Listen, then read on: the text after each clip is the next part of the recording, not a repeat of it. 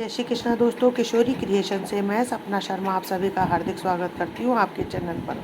दोस्तों, आज के वीडियो में मैं आपके लिए सावन मास महात्म्य के दूसरे दिन की कथा लेकर आई हूँ। इससे पहले मैंने अध्याय 1 के पाठ का वीडियो जो है मेरे चैनल पर डाल रखा है। आप उसे मेरे चैनल पर जाकर देख भी सकते हो, कथा को श्रवण भी कर सकते हो। उसका लिंक जो है मैं डिस्क्रिप्शन बॉक्स में दे दूंगी। श्रावण मास महात्म्य के अध्याय 2 को शुरू करने से पहले दोस्तों, मैं आज आपके लिए भगवान भोलेनाथ का जो है षडाक्षर मंत्र ओम नमः शिवाय जो है बहुत ही शक्तिशाली और चमत्कारिक मंत्र है। दोस्तों, यह षडाक्षर मंत्र जो है सभी दुख दूर करने वाला मंत्र माना गया है। ओम जो है भगवान शिव का एकाक्षर मंत्र है, नमः शिवाय भगवान शिव का पंचाक्षरी मंत्र है, और इन दोनों को मिला करके ये षडाक्षरी मंत्र बना है ओम नमः शिवाय। इस षडाक्षरी मंत्र का जो है एक माला जाप तो आप अवश्य करें, जिससे आपके सभी दुख दूर होते हैं। और जितना ज़्यादा सावन के महीने में सोते उठते बैठते जागते आप इस मंत्र का जाप करते हैं तो इसका चमत्कार जो आप स्वयं अपने जीवन में देख।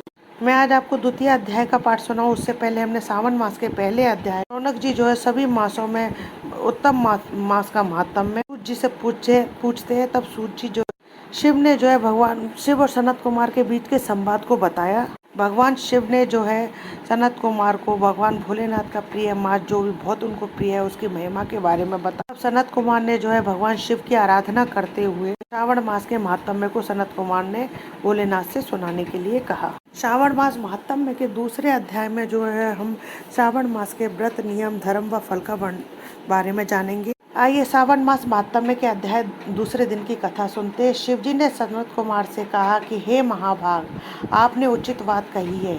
हे ब्रह्मपुत्र, आप विनम्र गुणी श्रद्धालु तथा भक्ति संपन्न श्रोता हैं। हे अनग, आपने श्रावण मास के विषय में विनम्रता पूर्वक जो पूछा है उसे तथा जो नहीं पूछा है उसे वह सब अत्यंत हर्ष तथा प्रेम के साथ मैं आपको बताऊंगा। कृष्णा करने वाला सबका प्रिय होता है और आप उसी प्रकार के नियम हैं, क्योंकि मैंने आपके अभिमानी पिता ब्रह्मा का 5वां मस्तक काट दिया था, तो भी आप उस द्वेष भाव का त्याग करके मेरे शरण को प्राप्त हुए हैं। अतः हे तात, मैं आपको सब कुछ बताऊंगा, आप एकाग्रचित होकर के सुनिए। योगीन मनुष्य को चाहिए कि श्रावण मास में नियम पूर्वक भक्त व्रत करे और पूरे महीने भर प्रतिदिन रुद्राभिषेक करे। अपने प्रत्येक प्रिय वस्तु का इस मास में त्याग कर देना चाहिए। पुष्पों, फूलों, दातियों, तुलसी की मंजरी तथा तुलसी के 10 और बिल पत्रों से शिव जी की सदा पूजा करनी चाहिए। 1 करोड़ शिवलिंग बनाना चाहिए और ब्राह्मणों को भोजन कराना चाहिए। केवल धारण पारण नामक व्रत अथवा उपवास करना चाहिए। मेरे लिए अत्यंत प्रीतिकर पंचामृत अभिषेक करना चाहिए। इस मास में जो शुभ कार्य किया जाता है वह अनंत फल देने वाला होता है।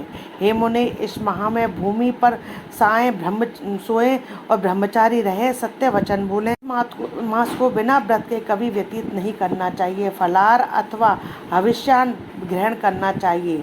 पत्ते पर भोजन करना चाहिए। व्रत करने वाले को चाहिए कि शाक का पूर्ण रूप से परित्याग कर दे।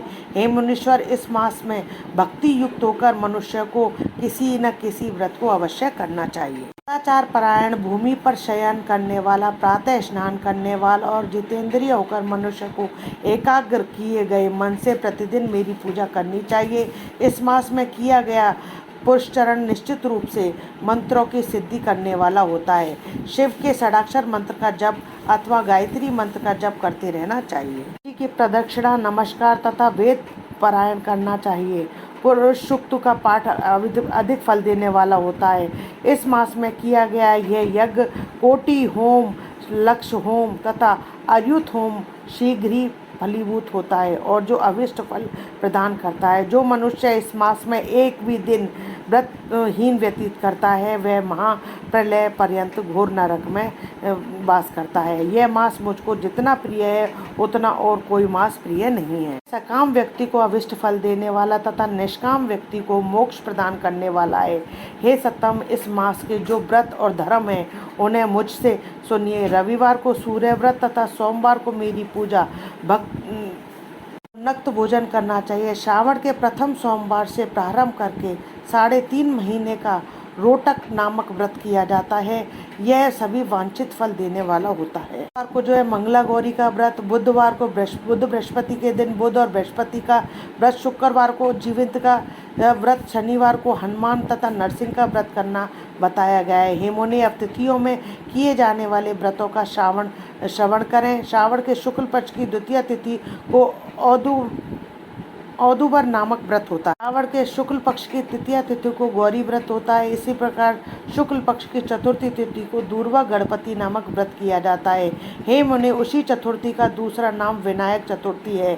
शुक्ल पक्ष में पंचमी तिथि को नागों के पूजन का विधान होता है। श्रेष्ठ इस पंचमी को रौरव कल्पादि नाम से जानिए। षष्ठी तिथि को शिव संपादन व्रत तथा सप्तमी तिथि को शीतला व्रत होता है। अष्टमी अथवा चतुर्दशी तिथि को देवी का पवित्रारोपण का व्रत होता है। श्रावण मास में शुक्ल पक्ष तथा कृष्ण पक्ष की दोनों नवमी तिथियों को नक्त व्रत करना बताया गया है। पक्ष की दसवीं तिथि को आशा नाम का व्रत होता है। इस मास के दोनों पक्षों में दोनों एकादशी तिथियों को इस व्रत की कुछ और विशेषता मानी गई है। श्रावण मास के शुक्ल पक्ष की द्वादशी तिथि को भी विष्णु का पवित्रारोपण व्रत बताया गया है।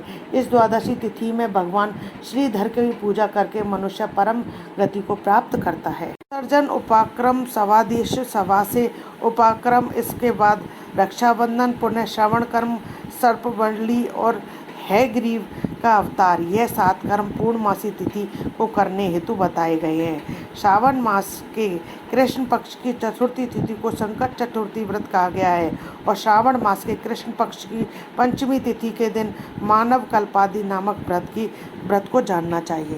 हे द्विजोत्तम, कृष्ण पक्ष की अष्टमी तिथि को श्री कृष्ण का पूर्ण अवतार हुआ। इस दिन उनका अवतार हुआ था। महान उत्सव के साथ इस दिन व्रत करना चाहिए।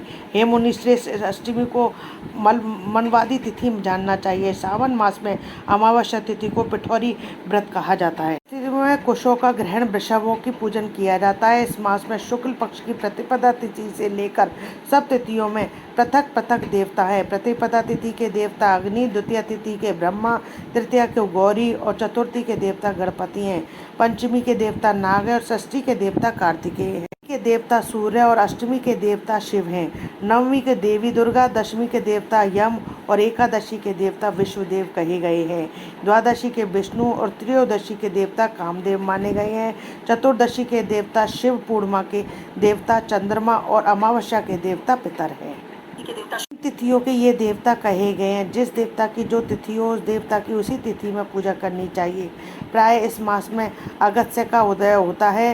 हे मुने, इस काल को बता रहा हूँ, आप एकाग्रचित होकर सुनिए। सूर्य के सिंह राशि में प्रवेश करने के दिन से जब 12:40 घड़ी व्यतीत हो जाती है, तब अगस्त्य का उदय होता है। उसके 7 दिन पूर्व अगस्त्य को अर्घ्य प्रदान करना चाहिए। 12 मासों में सूर्य पृथक पृथक नामों से जाने जाते हैं, जिनमें श्रावण मास में सूर्य नमस्ती नाम वाला होकर तपता है। इस मास में मनुष्य की भक्ति संपन्न होकर सूर्य की पूजा करनी चाहिए। हे सतम, 4 मासों में जो वस्तुएं वर्जित हैं उन्हें सुनिए। श्रावण मास में शाक तथा भाद्र मास में भादों में दही का त्याग कर देना चाहिए। इसी प्रकार अश्विन मास में दूध और कार्तिक में दाल का परित्याग कर देना चाहिए। यदि इन मासों में इन वस्तुओं का त्याग नहीं कर सकते तो केवल श्रावण मास में उक्त वस्तुओं का त्याग करने से मानव उस फल को प्राप्त कर लेता है। यह बात मैंने आपसे संक्षेप में कही है।